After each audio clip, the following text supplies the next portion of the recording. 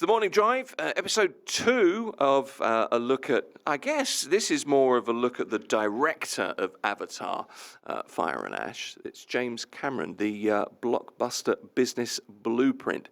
But beyond the box office, he's become a Hollywood business strategy in lots of ways, from the Terminator to Titanic to Avatar Fire and Ash. And he's kind of shown how filmmakers can, he shows the ambition, the technology, the long-term planning, and how that can all reshape an industry. Now, in a recent interview, Cameron framed Avatar the third not just as another release, but as a pivotal business test, and I'm quoting here, of blockbuster viability in a weakened theatrical market, one that could determine whether sequels 4 and 5 are ever made. Now, we'll discuss a little bit more about the economics of franchise filmmaking and how his approach to technology aims to reduce costs without sacrificing spectacle, and what his career tells us about cinema's future as a business. Dr. David Tully is still with us, head of media at Middlesex University. But also, we have producer Mychal in the room, who has been to see the movie, Avatar, Fire and Ash. It opened yesterday, of course. And I've got to start with the obvious question, Mychal. What was it like? Did you like it? Yes, during the climax of the movie, I watched with Faraj, by the way. Faraj is also here in the room. Yes, during the climax of the movie, I almost cried. Okay, Really? what brought that on? I don't want to glorify it because I really like the Avatar movie. You're a but fan of the whole halfway through the franchise. film, I got bored. Honestly, I like the second one better. Right. But I think they intended for the film to be like a roller coaster ride. It started off really strong. Right. Started with action scenes. It started with not so much of a context, but directly on the action. And then they went on to deliver the narrative. That went downhill for me because I watched the previous movies, but I think they're catering to new fans.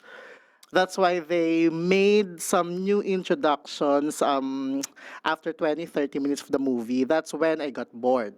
It's a good point, actually, and you can understand why, because Avatar has been around. How long has Avatar been around? 2009, I think. The first one was 2009. We were kind of saying it's something like 15, 16 years. So that's almost a generation Yes. of people. So you kind of have a responsibility if you're making, whether it's a sequel or not, you have to kind of welcome people back in. Yes, I think so. Yeah, I remember the first time I watched the first Avatar movie was during college, university days. It was a required movie to watch. I majored in natural resource governance. The movie was about colonizing the forest, colonizing the indigenous people, or the Nabi people. Yeah, it was a long time, so they must really get new fans because the world building right now is crazy difficult to follow if you're not really watching the first two installments. And I had friends who told me that they should have watched the first two before watching the third one. So it gets confusing at times. I got bored, I said, but the payoff is really good. I almost cried during the major fight scenes during the war. I don't want to spoil too much, but Yeah, no it's really a spoilers. good movie. So It is, okay. And did it live up to the hype, do you think? yes, I think so, yes. I mean, you can't argue with success. No matter what my opinion is, it's successful, so it wouldn't really matter anyway. Well, look, I just wanted to run through some of the things about James Cameron because I want to focus in on him as almost as a business strategy in and of himself, really, here. And there are a few things I think is worth pointing out before we go on and discuss it in more detail. Certainly a commercial blockbuster titan of cinema. That would be a reasonable way to describe him. He directed the first film to gross over $1 billion, which was Avatar. The first two films to cross $2 billion, which was Titanic and Avatar. So this is a man who is way beyond commercially successful. He's officially now a billionaire. I mentioned that when we were talking to David a few moments ago. His movies have earned $8.7 billion at the box office. He's the second highest grossing director of all time, behind Steven Spielberg. Largely, as well, it's through box office success. So 40 years, consistently placing bold, high-stakes, wagers because there's no guarantee in this business. Lots and lots of pressure to deliver massive box office returns. Terminator, 1984. Aliens, 1986. T2, obviously we need to mention. Titanic, obviously, 1997. The two Avatar movies, and you were right, 2009. And it was 2022 when the second one came out. That's kind of the base of where we are here, Mychal, I think. Where do we start with looking at James Cameron? I mean, I suppose this is event cinema. They're huge business bets, and I mean huge business bets. How do you think, and I know you've been looking at this, you're a fan of Cameron, you're a fan of Avatar, how do you think his approach to building out multi-film franchises has changed the way studios think about long-term revenue and the risk that they have to take? First, yeah, we're looking at the business model here, but I think we really can't discount the fact how creative Avatar is. I can't really name a more beautifully written world-building scenario compared to Avatar. It's really great in terms of the world-building scenario, and that's really the core of the movie. We can't argue with that. The success of the movie relies on how intrinsically beautiful the story was written. And I was listening on my way here. I was listening to your conversation with Dr. David. You were talking about why is it such a successful movie. You were talking about great female characters, strong female leads. But I really think the heart of Avatar, it really, really, really explains well the point of view of the colonizer and the colonized. Okay. That's really the point of the movie. And if you like Avatar, either you have the colonizer mindset or you have the colonized mindset. There's really no gray area there. If you're from whatever country you are, tell me, how do you like, which POV do you relate to the most, the colonized or the colonizer? Because it's really the point of the movie. Yeah, okay, no, that makes The sense. humans colonizing the indigenous people, so there's nothing more relatable than that. Well, So- I mean, that's one of the points that David made. It's the appeal of Cameron in terms of the themes that he approaches, whether it's adversity or the military-industrial complex or there's the female lead you can relate to. There's always something for someone, you know. Yes, yes. And for the third movie, they discussed grief. I think it's relatable. I mean, it's counter-programming, if I can say, because it's the holiday season. They started the movie with the topic of grief because that's when the last movie ended, the death of the son of the main character. So they really start with that, and that's where you get the hook. I'm gonna watch the next movie to see if they're ever gonna move on from grief. Well, you were nearly grieving in the movie. Yes. At one point, so I suppose that kind of follows. And here's another thing, right? And whether or not this is a crossroads moment, if you like, is debatable. But James Cameron suggested that this movie, Fire and Ash, could be a defining moment, and there's probably a lot of truth in this, I think. He knows far better than we do. We're speculating, but determining whether future sequels get greenlit or whether he steps back is another side to this. He says there's a fourth and the fifth, but he's never come out and said it's going to be me doing it. It's always been put forward that way. From a business perspective, what does that say about the financial pressure on these mega budget films in today's cinema theatre climate, do you think? From a business perspective, you don't want to ruin a legacy. Yep. If you make the next movie without James Cameron and it flops, that says a lot about your decision making as a company. So from the business point of view, should I do this movie without James Cameron? Probably not. It's not going to be wise for them to do this movie because sometimes it's the magic lies on the creatives and the directors, not really on the story. For example, I watched Avatar the first time because it's James Cameron. I wouldn't have watched it if it's not James Cameron because I'm a fan. Okay. And for example, if I'm the producer of a movie and this, for example, sorry for all the examples I'm gonna mention, hate me all you want, but for example, they did Mean Girls, they redid Mean Girls. It flopped in the box office because the magic wasn't there anymore. Yeah. You can never redo the holiday, the Christmas movie without I mean, you can do it with other actors, but you cannot redo it without Nancy Meyers on the film, Mm, the writer mm. and the director. It's the same with Avatar. The magic is coming from James Cameron. I'm not glorifying him by any means, but really, It- I mean, He's another writer he's will. the main ingredient in the recipe, is the point. Without Yes. him, No, I mean, you can buy onions, you can buy garlic, you can buy all the vegetables you want, but without the chef who created the first recipe of success, it's not gonna survive. Sorry, that's my metaphors right now. I like your metaphors. I usually like the metaphors that you use in the office as well. But I think you're right. I mean, there's another side to this, and we didn't really touch on this with David just now. Another side of his strategy is how he works and how he works. He's right on the cutting edge of technology. He's creating lots of the technology that he uses, and particularly when it comes to the motion capture at these super high frame rates, and what he's done with Avatar, for example. He's exploring AI, although not relying on AI. That's a cost reduction thing for him, really more. How do you think technological investments affect the bottom line for big blockbusters? What are the business, I guess, implications as well of his stance? And you're very au fait with this, I know. His stance on AI and his stance on innovation.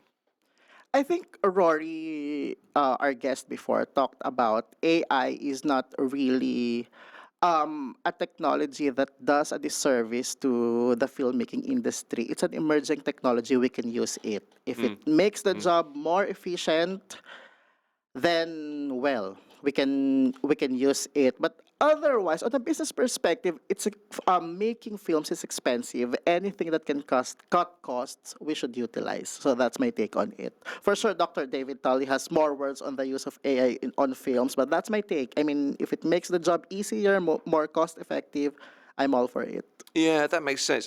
David, I know we've discussed this in a little, not too much detail to be fair, but we're just James, calling you David Cameron there. He's certainly not a UK Prime Minister. James Cameron's strategy, leveraging technology, you mentioned it have mentioned it in the last half hour or so, but he's looking at using AI to reduce costs. But what do you think of his stance on AI, his stance on innovation in movies? Oh, well, I mean, you guys answered all this much better than I could already, that he does push the technology forward constantly with every film he makes. And the only other one I think who's comparable to him in that way, back when he was making films, is George Lucas, because you remember he held off, as much as people love the first three Star Wars movies, he held off making any more for about over 10 years until he'd gotten the technology to the point he wanted it to with his company. And that technology that he employed to make the prequels would then guided the whole industry for years after that. And Cameron does the same thing with his film. But I know that he's outraged when people talk about the inhuman qualities of the Avatar films, because he employs so much new technology, because he has his actors in a room like we talked about. And Sigourney Weaver was giving the counter to that. She said it's much more human because, as Mychal was just saying, it makes it easier and cheaper. There's no shame in that. It's kind of like not using a blender to make your food, rather than just cramming it up with your hands. Why do that? If Mm. the technology is there to make your work easier, use it. And I think once the insanity about AI, which I think we see dying down, and people are adjusting to it. Yeah. It's a tool. It's a tool like search engines were a tool 20, 30 years ago, I guess now, when the internet came along, and all of a sudden you didn't have to go into a dusty library basement and pour through a microfilm to find old articles. You could just tap it into a computer. I mean, that was mind blowing 30 years ago. And this is what AI can do is mind blowing now, but we're also seeing its limitations. And if there isn't a good, Mychal, I love the analogy you used. If there isn't a good chef controlling the ingredients and the blender, then it doesn't matter how efficient it is or how good it is. It can't be the means can't be the story. The story has to be the story and the heart and soul behind it. And I think you're exactly right that there can't be an Avatar without him. Just like they found out again and again, you can't have a Terminator film that he doesn't write and direct. As good a premise for a franchise as Terminator seems, none of the others have caught on the way his two did, that he personally wrote and directed. He even produced one and brought back Arnold Schwarzenegger, but Nobody went to see it because it wasn't him. It Yeah, wasn't him doing all the things. So yeah, yeah. it is the creator. Yeah, no, That's what I absolutely right. He's talking about another Terminator film, isn't he? But without, interestingly, without Arnold Schwarzenegger taking it in a completely different direction. Whether that's his next thing, who knows? Sigourney Weaver as well. It's an interesting point you make there. She was quoted in that Hollywood Reporter article and was actually seemed to be very positive about the way he employed AI in Avatar and the way he uses, the way he works with actors. I know he's a controversial figure in some circles with some actors, but she was very positive about him. Let me talk about cinema versus the streaming market, and if I can get your thoughts, David, first of all. James Cameron's been very vocal about the struggle to get audiences back into theatres. Streaming is extremely dominant at the moment. There are far weaker box office revenues being seen for clear reasons. How do you think his business philosophy reflects the broader decision between theatrical releases and streaming, the obvious positive economics of streaming? Well, I think his policy is to just tell the biggest, best story he can tell, the one that means something to him, because then he thinks it'll mean something to other people too. And that's worked very well for him. And again, I do think maybe I'm repeating myself and not answering this question well, but I just think he's he's a school of one, and there is no way forward for the industry unless you find more people who are talented storytellers who have a good story to tell who want to tell the biggest, best story they can tell on the biggest screen, and that will get people into theaters. It will, because nobody's going to have an IMAX screen in their home. That can never happen. So if you got something that could only work on an IMAX screen, and something even bigger, like Avatar, then people will come out. But again, how often can that happen? Yeah. I'm not sure that it can. And if somebody else makes a big film set in space about colonizer and colonized, well, people are just going to say, "Oh, no, it's just like Avatar. I'm not going to see it, no matter how big it is." Yeah, And laugh. it's a fair point. I always think the James Cameron movies are an experience. I watched the new Clooney movie the other day with Adam Sandler. I forget, I've gone and forgotten the name, and I really liked it. And it was great, but it wasn't an experience. It was just a pleasant way to spend, 2 hours. Whereas I think perhaps the James Cameron thing is there's far more impact potentially there. I mean, once upon a time, George Clooney made tons of films and all sorts of different films, and they got released in theaters. That time has passed.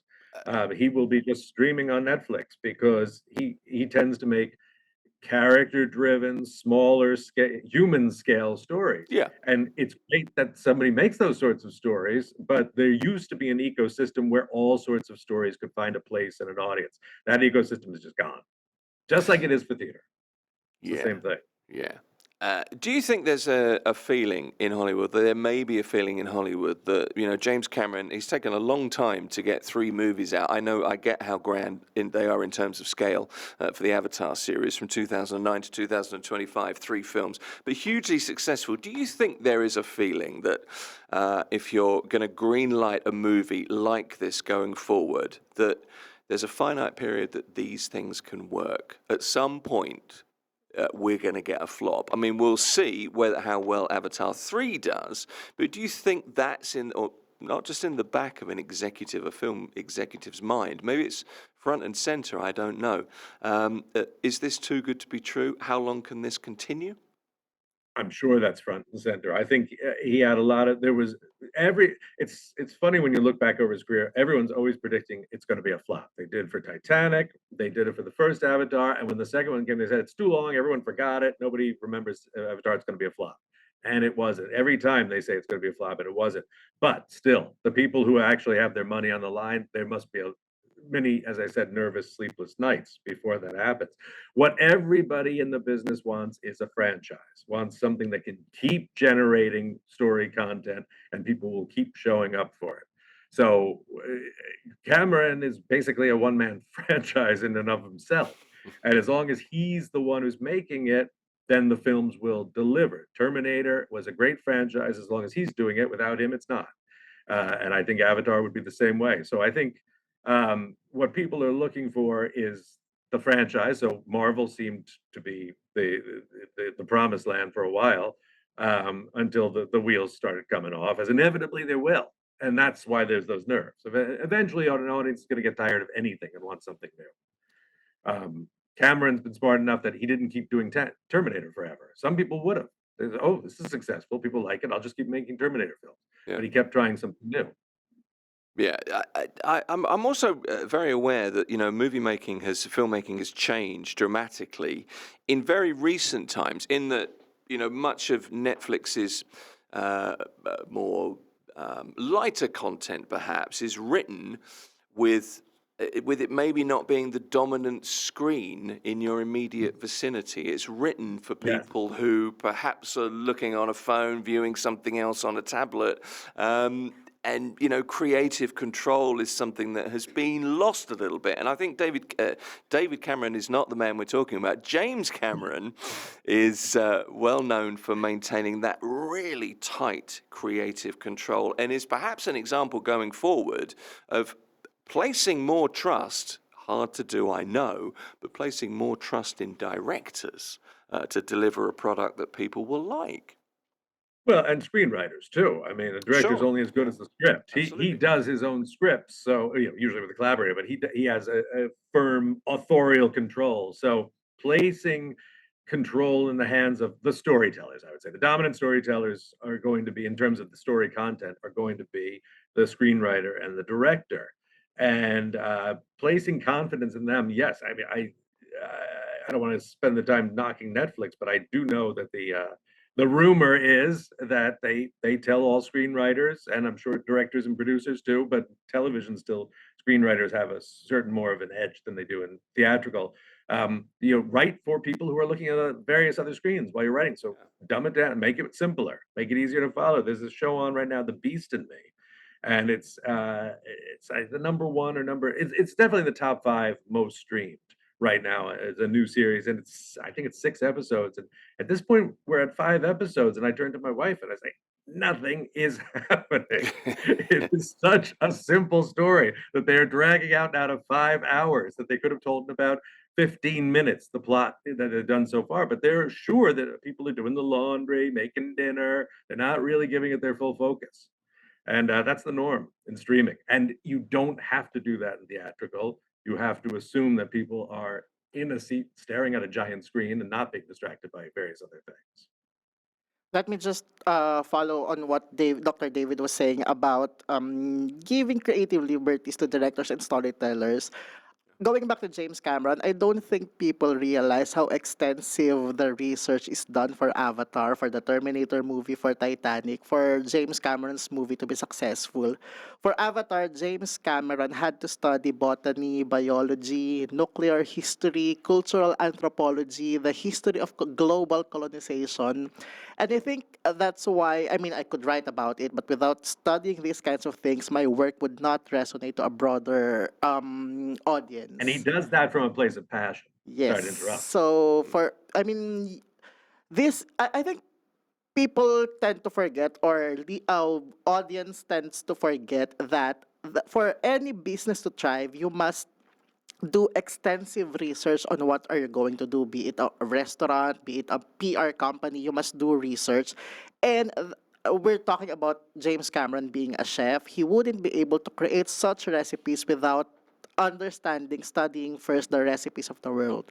That's what he did for his movies. That's an interesting point, and that brings us around to a very kind of business-centric discussion in a way. It's about due diligence and research, as you say, to make the business case for the movie. It really is as simple as that. Let me just ask you both a couple of final questions, and I guess, David, for you, this is kind of a look-ahead question. How do you view James Cameron's business model? How do you view that it may influence a generation, the upcoming generation of filmmakers and studios, particularly in markets like the UAE, as we see more investment, in the region as well, but going into, local cinema infrastructure and developing audiences? Well, first of all, the due diligence and the research would is useless without the passion. You do that sort of hard work because you care about what you're doing. Right. And he's a guy who cares about his stories. He's not doing it because he's from a cynical, calculated viewpoint saying, how can I make a big hit? It doesn't work that way. I think his career should show young filmmakers that they have to work from a place of passion about stories they truly care about and throw their all into it. And then the world will show up for the stories they're telling. If they're passionate enough and knowledgeable, they've done that due diligence, they've done the research, they've amassed the technical skills to tell the story the way it should be told. And he tells stories that have a universal resonance, but you should never go into it saying, I want something that's universal, because you're trying to please other people, not yourself. It just happens that he's doing it. So. Yeah. Okay, final question. I'm going to put this to Mychal. David, I wonder if you might comment on this after as well. You've seen the movie. Yes. You enjoyed the opening. You were tearful later on in the movie. Little bit fluffier, I think it's fair to say. Are we looking in? This is pure opinion. Is this going to be a $2 billion blockbuster? No. No. Sorry, it's not for me. It's not gonna hit 2 billion because well, you're asking for my opinion. I like the previous one better, and this one you're kind of catering to new viewers. You're kind of catering for new fans. You're attracting new fans, and the 2 billion mark they will achieve it on the next Avatar movie, if there is going to be a next Avatar movie. Okay. Because that's the combination of old fans and new fans. For sure. Okay. I wouldn't write him off so soon, though. He's always surprising everyone. It's like it's not going to work. Yes, I'm happy to be disappointed. I'm happy to be wrong. I hope they reach a 2 billion mark. Well, you are a James Cameron superfan. David, final thoughts to you. What do you think? About the potential for it hitting 2 billion? About the potential for this blockbuster. I think the potential is there because for anybody else, I'd say no. People don't go to movies in the way they once did, as we've been talking about. Yep. But he's a guy who's constantly confounding expectations, and everyone's expecting him to fall on his face, and he never does. So I wouldn't be at all surprised if this does. I would be still baffled because these films just don't have a personal appeal to me. I don't get it, but I would be very surprised that if it didn't do it. Okay, so we expect Avatar 4 and 5, I guess. David Tully, Head of Media at Middlesex University. Really appreciate you coming on. Thanks for joining us again, David. Thank you for having me. And festive greetings to you as well. We'll be talking to you soon. Mychal, appreciate you being here as well, and our kind of cinema guinea pig this morning. Thank you. James Cameron superfan. It's the Morning Drive on Mira Business FM. Give us a like, leave us a like, hit subscribe. We always appreciate that. Wherever you join us from across social media, whether it's YouTube or X or wherever, remember everything we do is available to listen to or watch or both. Again, find us wherever you get your podcast from. Just search Mira Business FM.